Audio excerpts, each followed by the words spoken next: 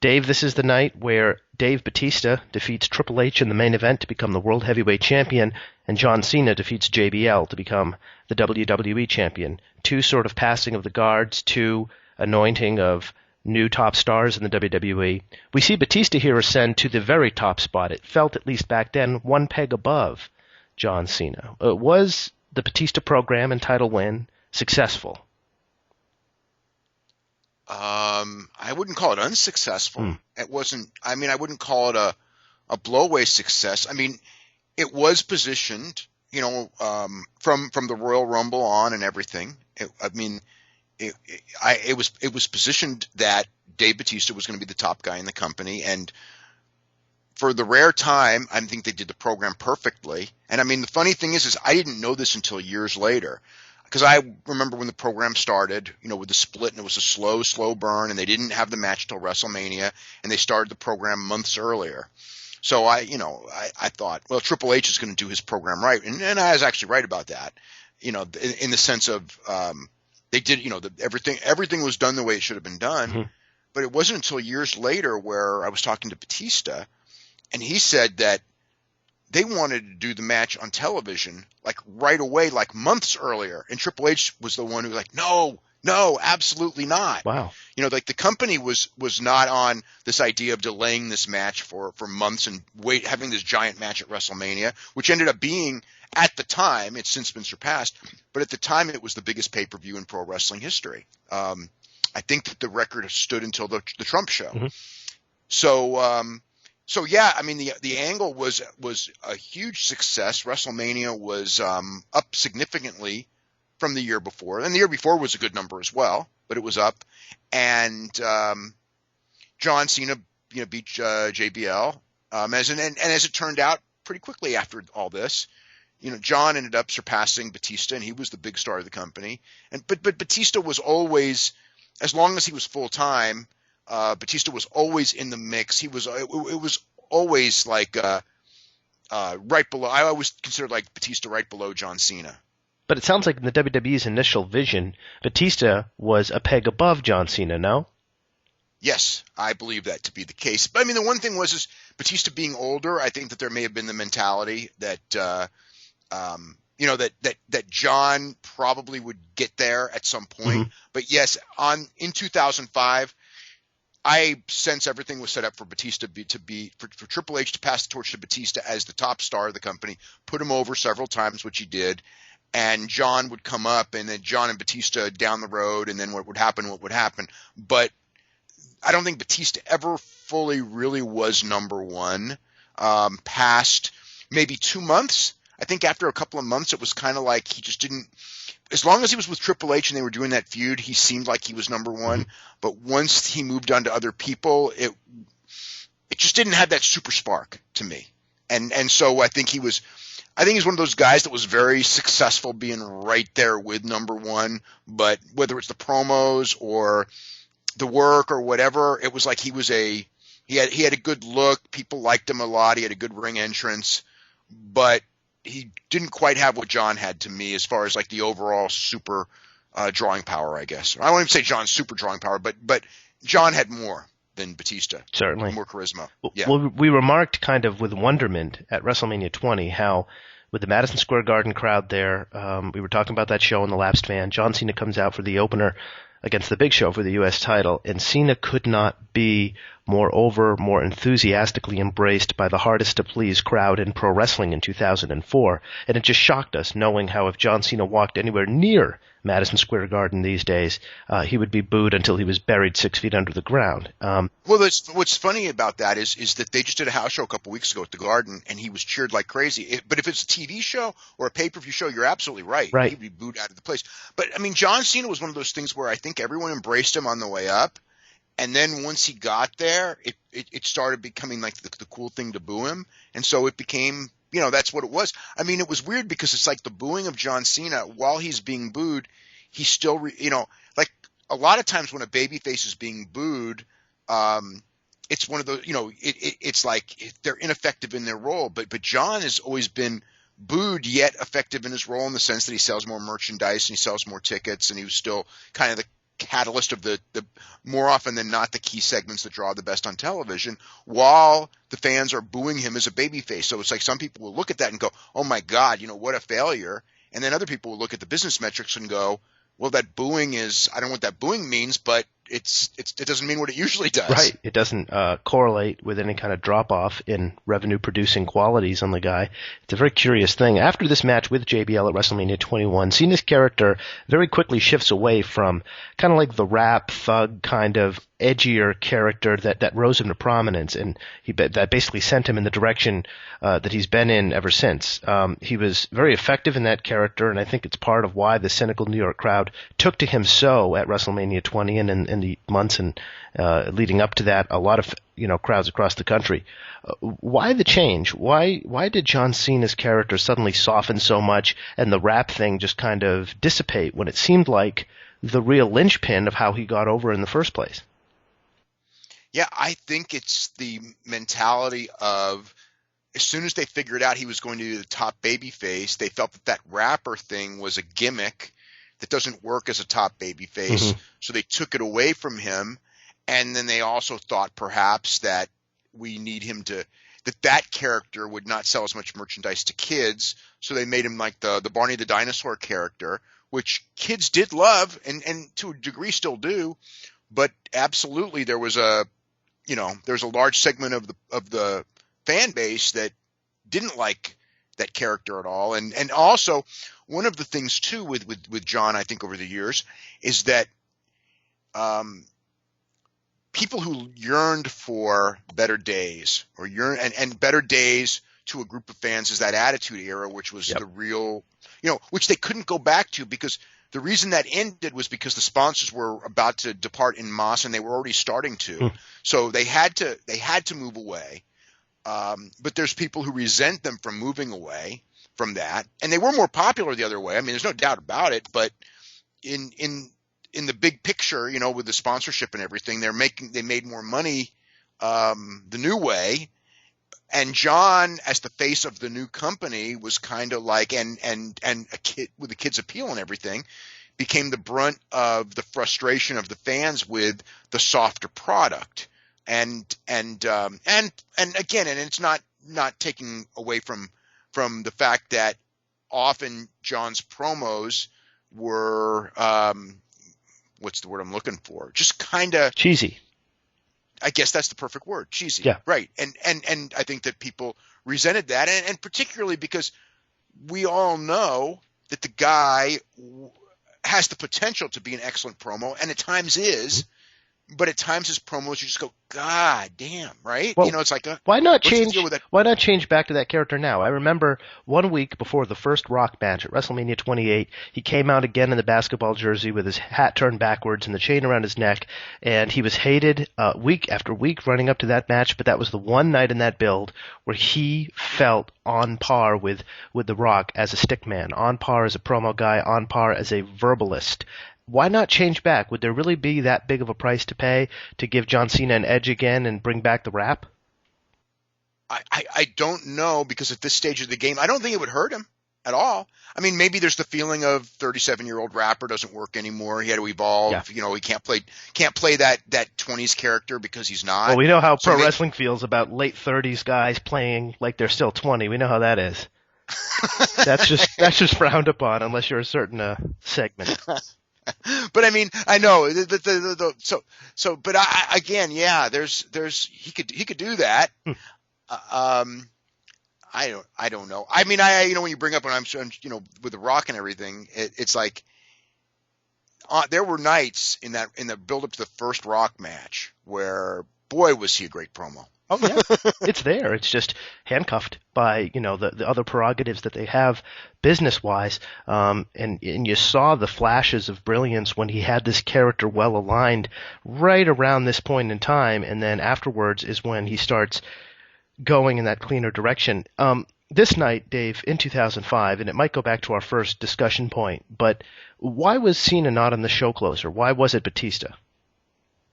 Oh, well, Batista and Triple H was the main event. I mean, it was clearly the main event, and I think that that's what it was. And I don't think that the idea was, the idea was this was the anointing of Dave Bautista as the big star of the company. Yeah.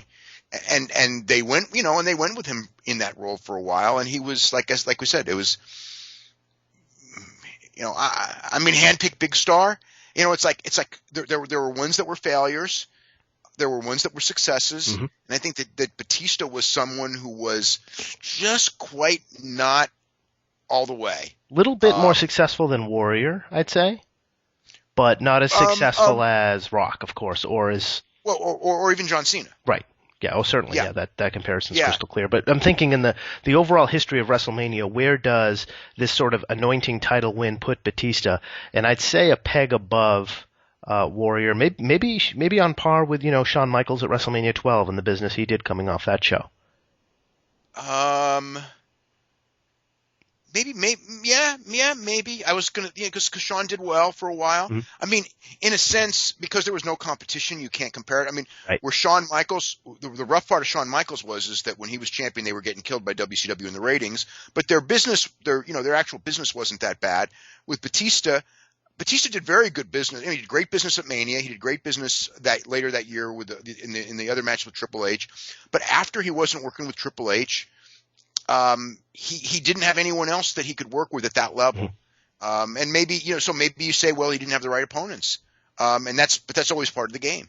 But yeah, I mean, like the other opponents, I think maybe, a lot of, we also went through an era where with less movement of guys back and forth, because there's no other company that you can steal guys from and bring in a new star. So you're kind of recycling guys over and over again, and in doing so, you kind of develop this caste system. Oh yeah. Or and you had Triple H, John Cena, Shawn Michaels, Dave Bautista was in there, Undertaker was in there. They were that top cast. But if you went against your Edge or an Eddie Guerrero or people like that, while they were great, they weren't when Batista wrestled them. Booker T, these guys weren't at that level, so it was considered, well, he's going against someone a little lower, and then that wasn't going to spark big box office. Certainly not. WrestleMania 21 sees the debut of the Money in the Bank ladder match. This strikes me, Dave, as really one of the great WWE innovations of the last decade or so. It's an idea with a lot of legs. They've done it to really good effect every year, where the winner gets the guaranteed title shot whenever they want to cash in the contract that they retrieve from the ceiling in the match. What's your sense of the Money in the Bank idea, where it came from, and why it's been successful? My impression is that it was Chris Jericho's idea, right. And a huge success from day one. From that very first match, it was like, wow, you put, and I mean, every year they some years and actually, they moved it from WrestleMania to its own pay-per-view. It got so successful because the original idea was you would have your top matches at WrestleMania, and then you had your really good mid-card workers that you really didn't have a program for. So you throw 6 of them or 5 of them or 8 of them or whatever the number is. You put those guys in there to have this great ladder match, and since it's WrestleMania, they're going to kill themselves. And every year it was just great. And you had that whole cash-in thing, which sometimes was a month and sometimes was a year, but you never knew when it was. And it was a great dynamic to have because some years you saw it coming and other years you didn't. And every year until, what was it, Sandow and Cena were the only ones who've ever won that briefcase that didn't get the title, I think. Right. Am I missing somebody? No, I think that's it. And this year, Edge wins. He comes back to cash in January 2006 on the Elimination Chamber New Year's Revolution pay-per-view. Cena, runs the gauntlet, has a grueling match, still has the belt, and then Edge comes out, cashes it in for the first time in history, spears Cena, wins the belt, does the live sex scene with Lita on Raw that popped a big rating, and just like that, he was a top guy. Money in the Bank positioned Edge to be a top guy. Right, and he had a great ladder match. I think it was a ladder match with Ric Flair, right? Mm-hmm. He did. Yeah. Yeah, and it was really successful. Yeah, because he was brought in to, that championship match in January. Because if you remember before that match, as I remembered anyway, they really had toned down on the mentions of it, so it wasn't like in your mind. And then all of a sudden, yep. Cena wins, and he comes down with a briefcase, and it's like, oh my God, they're doing it. This was the one where I thought the execution of this was phenomenal, because it wasn't like you're sitting there waiting for them to do it. They did it. He won the title, so it established that Money in the Bank match as the first year I think the guy with the briefcase had to win. I mean, I always thought that. So he did that. He won, and it was a big success. I think that there was a thing where, the TV ratings were up. I mean, even though they always go up in January for a lot of reasons, no football and WrestleMania season, they were up more than usual. And then the very first pay-per-view, they took it away from him. And I thought that, like, he had so much momentum. And yeah, granted, they had plans and stuff like that, and I think that's probably why it was their plans for the next year, WrestleMania. But I thought it was too short of a run. But to his credit, it's not like they dumped it. They at that point that established in their minds, hey, this guy can headline viably, and Edge was pretty much a top guy for the rest of his career. No question. In the Money in the Bank match itself at WrestleMania 21, while Edge won, sort of the centerpiece star of the match, to your comment, Dave, about how guys are going to go out there and kill themselves, was Shelton Benjamin. He really takes center stage, doing incredible dives and Spider-Man-like acrobatics with several ladders in play. What came of Shelton Benjamin's potential? I think he just got a rap in the sense of the wrestlers that talked about him were very high on him as far as a worker goes, and as an athlete, he was top tier, one of the best really one of the best the company ever had. Especially if you ever look at his background is incredible. I mean, when he was in JC, he was national champion in the 100, and he was national heavyweight champion in wrestling. That's impossible. Those are two so divergent sports. Plus, you know what heavyweight wrestlers usually look like, and they're not exactly 100-yard dash guys or 100-meter dash guys. So this guy, and that's, and it's not just that he could run fast and he could wrestle. He could jump really high from a standing position, and he could do, all of these things, but he was never a great promo. And I think that ended up being held against him, and kind of, he was one of those guys who was in that Intercontinental Tag Team title position for years and years. And then at one point, they just, for whatever reason, I remember when he got cut. Then there was a way, when he got, there was a time where they just really weren't doing anything with him. And people would always ask, why, wrestlers too, it goes like, why don't they do something with Shelton? I mean, he's the real deal. But they decided, there was a thing, it was actually Triple H. I remember saying to people, it's like, like Shelton Benjamin's the guy where was the epitome of, this guy can do a lot of great things in the ring, but he can't draw you money. That was like the saying. And once you got that saying on you, man, you're doomed. So he was doomed. And I mean, I never would have believed that he would have been cut, but he was cut.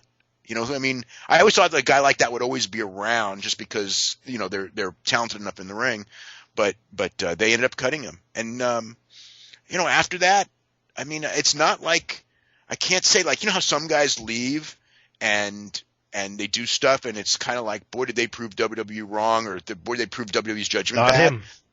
I can't say that about Shelton Benjamin. He's regressed.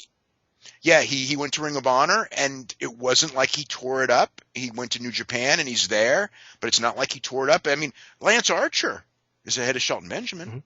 Yes, fascinating. And I think this match will probably stand as, with the exception of that Triple H Raw in 2004, where he fake wins the belt for a week, and it seemed like they were going to really go with Shelton. This is probably his all-time career highlight, the performance he puts forth here in Money in the Bank, and also springboarding into Shawn Michaels' super kick on Raw. It's quite a... Yeah, the Shawn Michaels match was incredible. The Triple H match really was great, and then I thought that almost hurt him, because when he beat Triple H, and that, to me, that was like one of the more memorable Raw matches in the last years, because it was like, it was such a great match, and you could actually see, like, of course, Triple H was the big favorite.